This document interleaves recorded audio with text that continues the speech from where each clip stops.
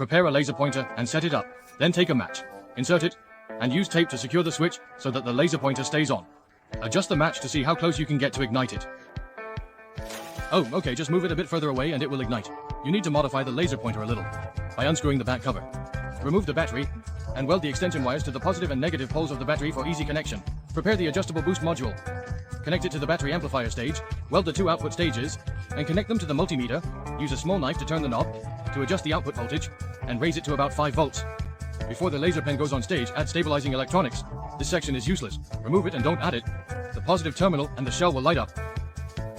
After adjustment, the match can be lit at a distance that is not too far, but it won't work if it is farther away. I printed some small spare parts. Installed the middle shaft layer on both sides, installed the slider in the middle of the shaft, and inserted the nut to assemble it. Then, insert 4 of them, and flow them in through the nut. After connecting the other end, there's a coupler at the back. Prepare a DC reduction motor as the power source, place it in, and connect it to the 4 rods. Then, get a micro switch, and connect the long arm ends together. Solder the common terminal of the motor's wiring to the switch and connect it to the boost module as well. A simple rail system is now ready. By moving the slider back and forth, and using this household magnifying glass, you can refocus the diverging laser from a distance to a single point. See, the effect is obvious. Friends lit it, and continue to tune it. Okay, it's very simple.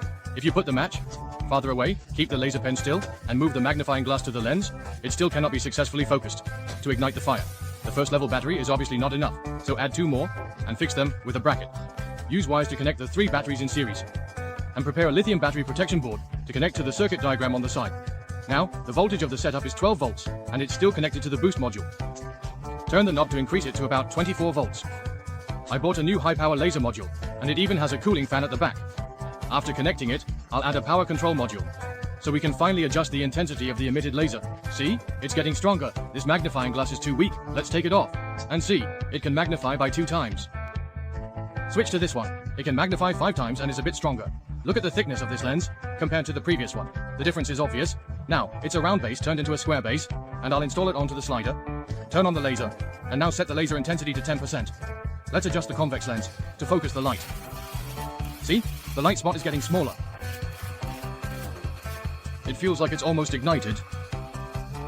Alright, let's add another slider to slow down the movement for precise adjustments.